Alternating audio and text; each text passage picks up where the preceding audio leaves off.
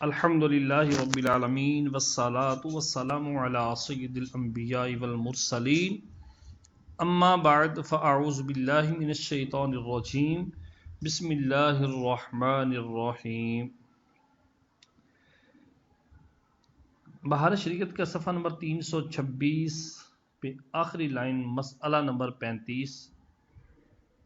بے وضو کو قرآن مجید یا اس کی کسی آیت کا چھونا حرام ہے۔ بے چھوئے زبانی یاد دیکھ کر پڑھے تو کوئی حرج نہیں، یعنی جو اس کو یاد ہے بغیر ہاتھ لگائے زبانی پڑھ رہا ہے بے وضو بندہ تو کوئی حرج نہیں۔ نمبر 36، روپیہ پر آیت لکھی ہو تو ان سب کو یعنی بے وضو اور جنبی اور حید و نفاس والی کو، یہ جو سب حضرات ہیں ان سب کا اس روپے کو چھونا حرام ہے۔ ہاں اگر تھیلی میں ہو تو تھیلی اٹھانا جائز ہے۔ یوں ہی جس برتن یا گلاس پر صورت یا آیت لکھی ہو اس برتن یا گلاس کا چھونا بھی ان لوگوں پر حرام ہے، اور اس کا استعمال سب کو مکروہ ہے مگر جب کہ خاص بنیت شفا ہو پھر جائز ہے۔ ویسے جس گلاس کے اندر یا جس پلیٹ کے اندر آیت یا صورت لکھی ہو تو اس کا تو چھونا تو سب کو چھونا تو بے وضو اور حید و نفاس والی عورت کا چھونا حرام ہے، البتہ اس کا استعمال کرنا گھر کے اندر جس میں آیت لکھی ہو برتن میں اس کا استعمال مکروہ ہے، مگر اگر شفا کی نیت ہے تعویذ وغیرہ کی نیت ہے تو پھر اس کو استعمال کرنا بنیت شفا تو جائز ہے۔ نمبر 37، قرآن کا ترجمہ فارسی یا اردو یا کسی اور زبان میں ہو اس کے بھی چھونے اور پڑھنے میں قرآن مجید ہی کا حکم ہے، یعنی اگر کوئی بندہ قرآن پاک کا ترجمہ انگلش زبان میں یا فارسی میں یا اٹالین میں یا کسی بھی زبان میں قرآن پاک کا ترجمہ پڑھتا ہے تو اس کے ترجمے کا وہی حکم ہے جو قرآن پڑھنے کا ہے۔ جی، جس طرح قرآن کو بغیر وضو کے نہیں چھو سکتے اسی طرح اس کے ترجمے کو بھی آپ بغیر وضو کے نہیں چھو سکتے، اور جنبی حضرات جو ہیں وہ تو اس کا ترجمہ پڑھ بھی نہیں سکتے، حیض و نفاس والی اور جنبی۔ نمبر 38، قرآن مجید دیکھنے میں ان سب پر کچھ حرج نہیں، حیض و نفاس والی، بے وضو، جنبی، یہ حضرات جو ہیں قرآن مجید کو دیکھ رہے ہیں تو اس میں کوئی حرج نہیں، اگرچہ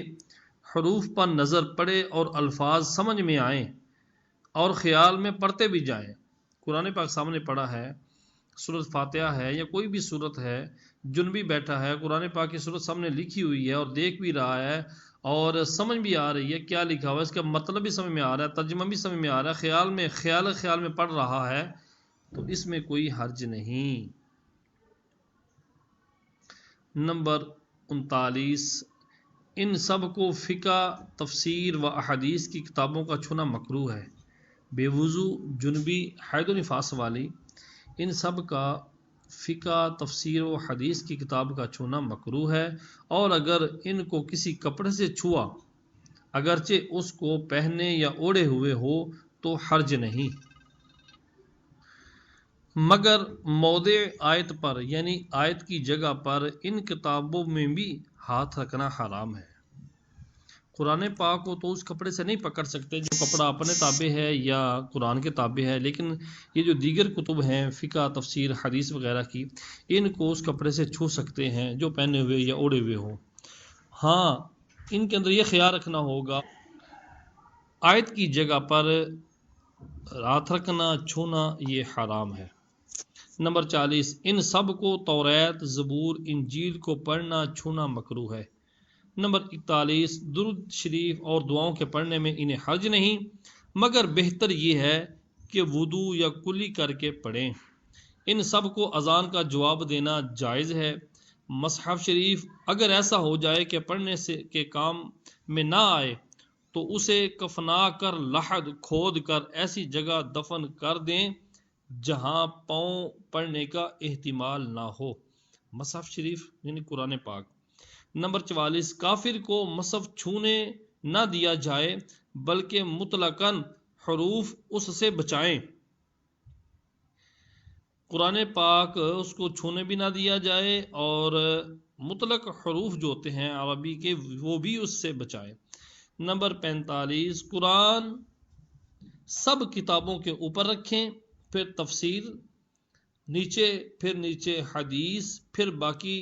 دینیات علی حسب مراتب، یعنی جب رکھنے کی ترتیب آئے تو سب سے اوپر قرآن پاک ہو، اس کے نیچے تفسیر ہو، پھر حدیث مبارکہ، پھر دینی کتابیں، پھر فقہ وغیرہ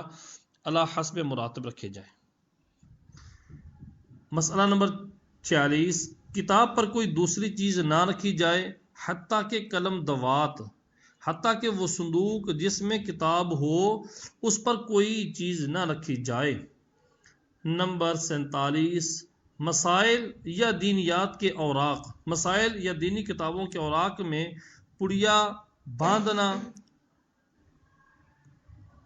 جس دسترخوان پر اشعار وغیرہ کچھ تحریر ہو اس کو کام میں لانا،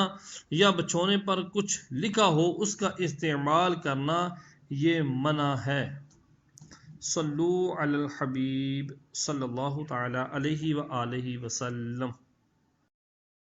صدر الشریعہ بدر الطریقہ حضرت علامہ مولانا مفتی امجد علی اعظمی رحمۃ اللہ تعالی علیہ بہار شریعت کے صفحہ نمبر 328 پر پانی کا بیان شروع فرما رہے ہیں۔ اللہ تبارک و تعالی قرآن کریم میں ارشاد فرماتا ہے وَأَنزَلْنَا مِنَ السَّمَاءِ مَاءً طَهُورًا، یعنی آسمان سے ہم نے پاک کرنے والا پانی اتارا۔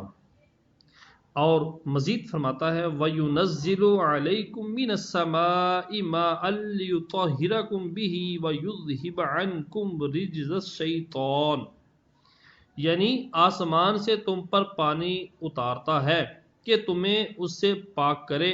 اور شیطان کی پلیدی تم سے دور کرے۔ حدیث پاک میں امام مسلم نے ابو ہریرہ رضی اللہ تعالی عنہ سے روایت کی کہ رسول اللہ صلی اللہ تعالی علیہ وآلہ وسلم نے فرمایا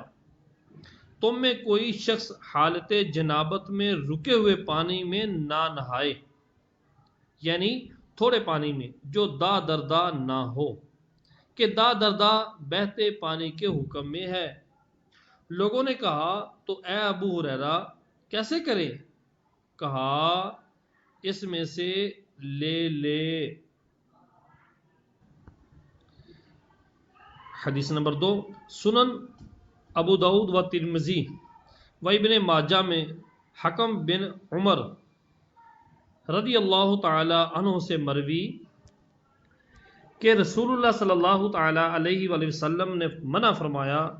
اس سے کہ عورت کی طہارت سے بچے ہوئے پانی سے مرد وضو کرے۔ حدیث نمبر 3، امام مالک و ابو داؤد و ترمذی ابو ہریرہ رضی اللہ تعالی عنہ سے راوی کہ ایک شخص نے رسول اللہ صلی اللہ تعالی علیہ وآلہ وسلم سے پوچھا ہم دریا کا سفر کرتے ہیں اور اپنے ساتھ تھوڑا سا پانی لے جاتے ہیں، تو اگر اس سے وضو کریں تو پیاسے رہ جائیں، تو کیا سمندر کے پانی سے ہم وضو کریں؟ آپ نے فرمایا اس کا پانی پاک ہے اور اس کا جانور مرا ہوا حلال، یعنی مچھلی۔ حدیث نمبر 4، امیر المؤمنین فاروق اعظم رضی اللہ تعالی عنہ نے فرمایا کہ دھوپ کے گرم پانی سے غسل نہ کرو کہ وہ برس پیدا کرتا ہے۔ یہاں سے صدر الشریعہ بیان فرماتے ہیں کہ کس کس پانی سے وضو جائز ہے اور کس کس پانی سے وضو جائز نہیں۔ تنبیہ، جس پانی سے وضو جائز ہے اس سے غسل بھی جائز ہے، اور جس سے وضو جائز نہیں غسل بھی جائز نہیں۔ نمبر 1، میہ، ندی، نالے، چشمے، سمندر، دریا، کنویں اور برف اولے کے پانی سے وضو جائز ہے۔ نمبر 2، جس پانی میں کوئی چیز مل گئی کہ بول چال میں اسے پانی نہ کہیں، یعنی پانی تھا اور اس کے اندر کوئی ایسی چیز مل گئی ہے، اب کوئی دیکھنے والا یہ نہیں کہے گا کہ یہ پانی ہے، وہ یہی کہے گا یہ جو چیز ملی ہے جس کی رنگت چڑھ گئی ہے وہ یہی کہے گا یہ وہ ہے، پانی کا نام نہیں لے گا، بلکہ اس کا کوئی اور نام ہو گیا، جیسے شربت، یا پانی میں کوئی ایسی چیز ڈال کر پکائیں جس سے مقصود میل کاٹنا نہ ہو۔ پانی میں کوئی ایسی چیز ڈالی جس سے مقصد یہ نہ ہو کہ میل کاٹنے کے لیے ڈالا جا رہا ہے، جیسے شوربہ، چائے، گلاب اور عرق، اس سے وضو و غسل جائز نہیں۔ مثال کے طور پر جیسے پانی کے اندر بیری کے پتے ڈالتے ہیں، تو پانی کے اندر بیری کے پتے ڈالتے ہیں، ان سے مراد یہی ہوتا ہے کہ پانی میل کاٹے، اس سے تو وضو اور غسل جائز ہے، لیکن یہ چیزیں شوربہ، چائے، گلاب، عرق، ان سے مراد پانی سے میل کاٹنا نہیں ہوتا، اس وجہ سے اگر یہ پانی میں ملا دیے جائیں اور پانی کو پکایا جائے یہ اس کر تو اس پانی سے وضو اور غسل جائز نہیں۔ نمبر 3، اگر ایسی چیز ملائیں یا ملا کر پکائیں جس سے مقصود میل کاٹنا ہو، جس سے مقصود یہ ہو کہ جسم سے میل اترے، جیسے صابن یا بیری کے پتے، تو وضو جائز ہے جب تک اس کی رکت زائل نہ کر دے، یعنی جب تک پانی کی جو رکت ہے، جو بہنے والی ہے، سیلان ہے،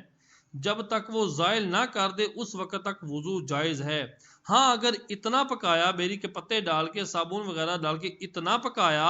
کہ اس کا سیلان ختم ہو گیا، اس کا رکت اس کی ختم ہوگی، اس کا گاڑھا پن بن گیا، وہ اتنا گاڑھا ہو گیا کہ سیلان ختم ہو گیا، تو پھر وضو جائز نہیں، اور اگر ستو کی مثل گاڑھا ہو گیا تو وضو جائز نہیں ہوگا۔ مسئلہ نمبر 4، اور اگر کوئی پاک چیز ملی جس سے رنگ یا بو یا مزے میں فرق آ گیا، کوئی پاک چیز پانی میں مل گئی، رنگ، بو یا ذائقہ تینوں میں سے فرق آ گیا، مگر اس کا پتلا پن نہ گیا، پتلا پن ابھی باقی ہے لیکن رنگ میں یا بو میں یا ذائقے میں فرق آ گیا، جیسا کہ ریتا، چونا یا تھوڑی سی زعفران، تو پھر وضو جائز ہے۔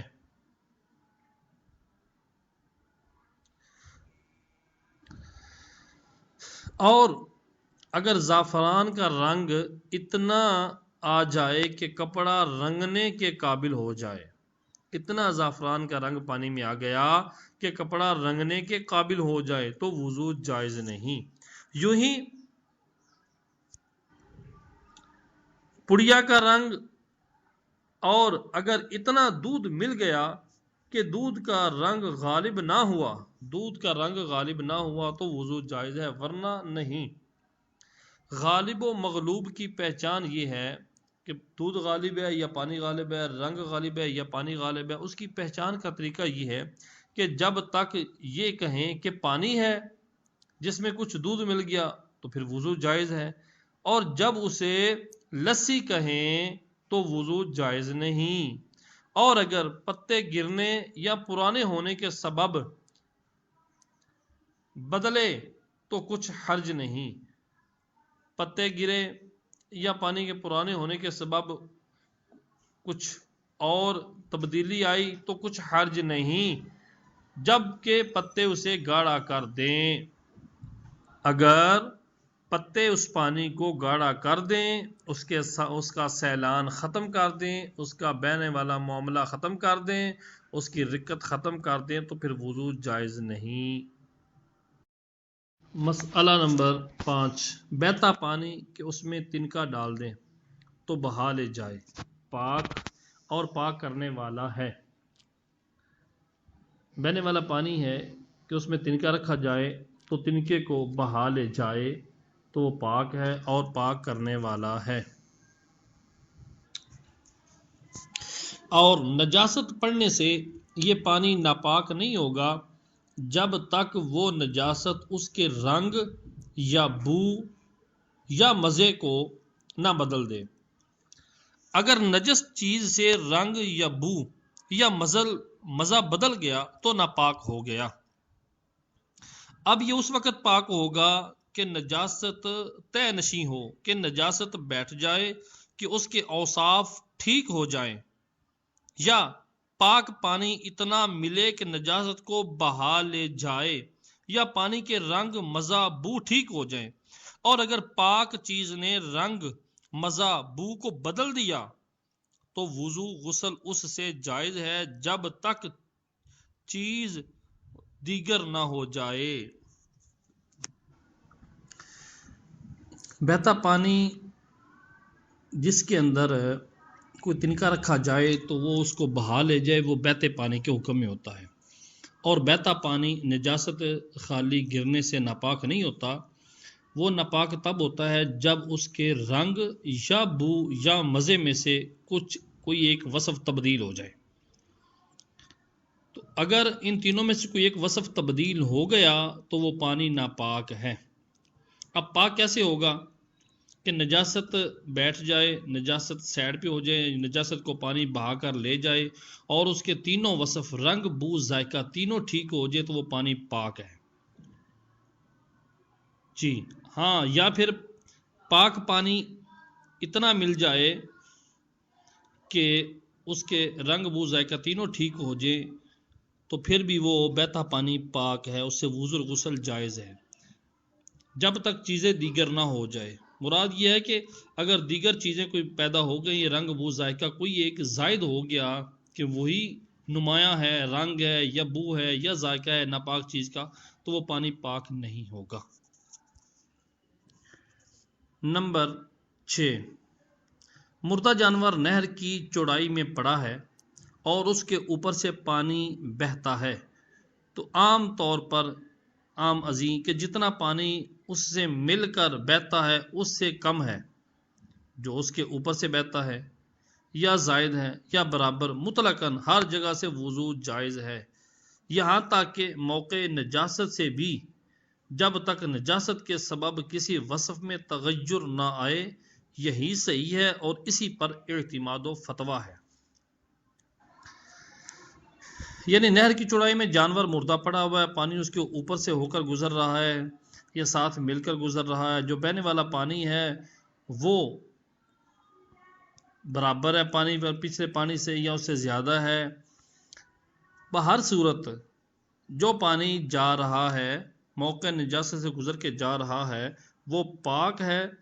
جب تک کہ اس کے تینوں وصف میں سے کوئی وصف تبدیل نہ ہو جائے۔ اسی پر فتویٰ ہے۔ نمبر 7، چھت کے پرنالے سے میںہ کا پانی گرے وہ پاک ہے اگرچہ چھت پر جا بجا نجاست پڑی ہو، اگرچہ نجاست پرنالے کے منہ پر ہو، اگرچہ نجاست سے مل کر جو پانی گرتا ہے وہ نصف سے کم یا برابر یا زیادہ ہو۔ جو پانی گر رہا ہے اس کے اندر دیکھا جائے پانی کتنا ہے، پانی گرنے والے کے پانی کے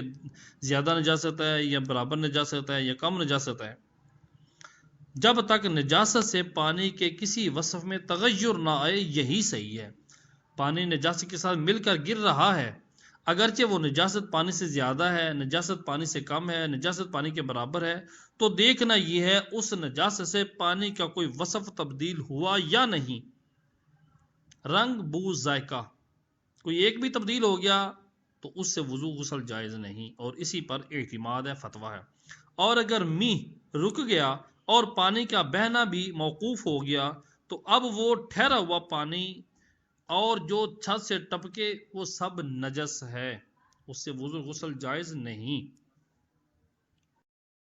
نمبر 8، یوں ہی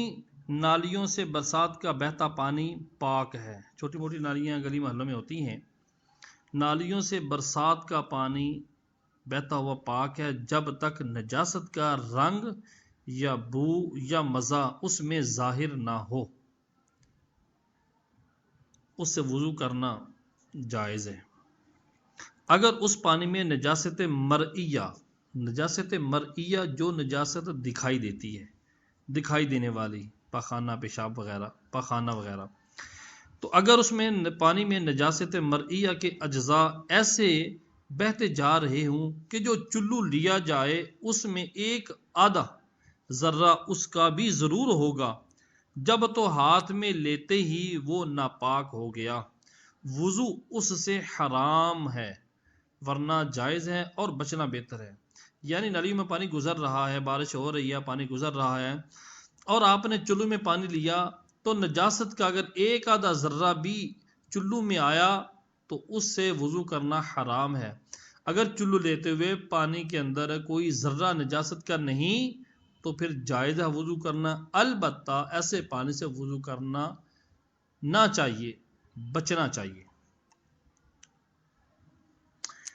نمبر 9، نالی کا پانی کے بعد بارش کے ٹھہر گیا، نالی کا پانی یا بارش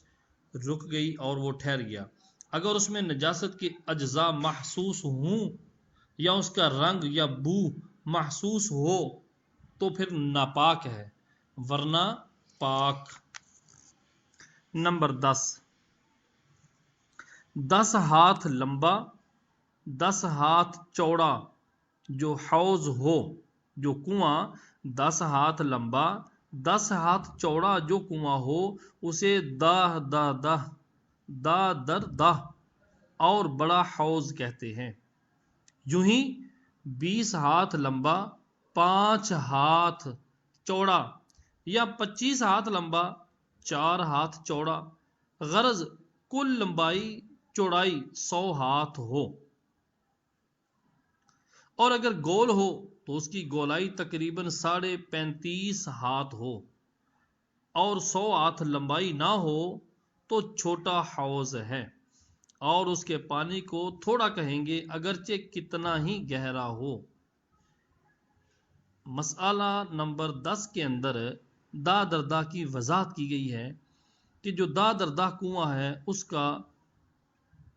لمبائی چوڑائی وغیرہ اس کی 100 ہاتھ ہونی چاہیے۔ اگر اس کی لمبائی 100 ہاتھ نہیں تو پھر اس کنویں کو چھوٹا کنواں کہیں گے، وہ حوض نہیں ہے، دا دردہ حوض نہیں ہے، بڑا کنواں نہیں ہے، بہنے والے پانی کے حکم میں وہ حوض نہیں ہے، اگرچہ گہرائی میں وہ کتنا ہی ہو۔ تنبیہ: حوض کے بڑے چھوٹے ہونے میں خود اس حوض کی پیمائش کا اعتبار نہیں، بلکہ اس میں جو پانی ہے اس کی بالائی سطح دیکھی جائے گی۔ تو اگر حوض بڑا ہے مگر اب پانی کم ہو کر دا دردہ نہ رہا تو وہ اس حالت میں بڑا حوض نہیں کہا جائے گا۔ حوض کے بڑے چھوٹے ہونے میں اس کی پیمائش کا اعتبار نہیں، بلکہ اس میں جو پانی ہے اس کی بالائی اوپر والی سطح دیکھی جائے گی۔ تو اگر حوض بڑا ہے مگر اب پانی کم ہو کر دا دردہ نہ رہا تو وہ اس حالت میں بڑا حوض نہیں کہا جائے گا۔ نیز حوض اسی کو نہیں کہیں گے جو مسجدوں عید گاہوں میں بنا لیے جاتے ہیں، بلکہ ہر وہ گڑھا جس کی پیمائش 100 ہاتھ ہے وہ بڑا حوض ہے، دا دردہ ہی ہے، اور اس سے کم ہے چاہے وہ مسجدوں میں ہو چاہے عید گاہوں میں ہو، جہاں کہیں بھی ہو تو وہ چھوٹا ہے، اسے دا دردہ نہیں کہیں گے۔ مسئلہ نمبر 11، صفحہ نمبر 331۔ دا دردہ حوض میں اگر اتنا دل درکار ہے، دا دردہ حوض جو ہے کنواں دا دردہ، اس میں اتنا دل یعنی پانی کی لمبائی اتنی درکار ہے، موٹائی کہ اتنی مساحت میں زمین کہیں سے کھلی نہ ہو، اور اگر یہ جو بہت کتابوں میں لکھا ہوا ہے کہ لپ یا چلو میں پانی لینے سے زمین نیچے سے نظر نہ آئے، نہ کھلے، تو یہ جو اس لیے ہے کہ اس کی حاجت اس کے کثیر رہنے کے لیے ہے کہ مائع کثیر ہے، کہ زمین نہ کھلے تو مائع کثیر ہوگا، کہ وقت استعمال اگر پانی اٹھانے سے زمین کھل گئی تو اس وقت پانی 100 ہاتھ کی مساحت میں نہ رہا، اگر زمین کھل گئی تو اب وہ پانی حوض 100 ہاتھ والا نہ رہا، اس میں سے نہ وضو کر سکتے ہیں نہ اس میں سے غسل کر سکتے ہیں. اگر نجاست گر گئی تو وہ ناپاک ہو جائے گا. ہاں اگر زمین کھلتی نہیں ہے تو ایسے حوض کا پانی بہتے پانی کے حکم میں ہے، نجاست پڑنے سے بھی ناپاک نہ ہوگا جب تک نجاست سے رنگ یا بو یا مزہ نہ بدلے. اور ایسے حوض اگرچہ نجاست پڑنے سے نجس نہ ہوں گے مگر قصدن اس میں نجاست ڈالنا یہ منع ہے. نمبر 12، بڑے حوض کے نجس نہ ہونے کی یہ شرط ہے. بڑا حوض جو دا دردا ہے یا اس سے زیادہ،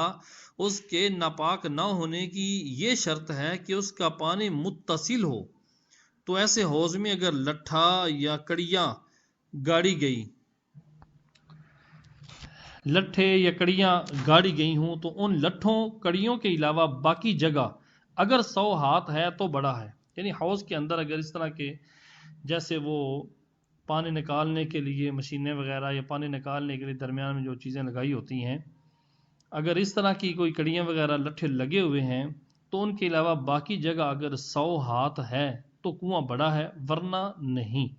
البتہ پتلی پتلی چیزیں جیسے گھاس ہے، نرکل ہے، بوٹی جو ہے، کھیتی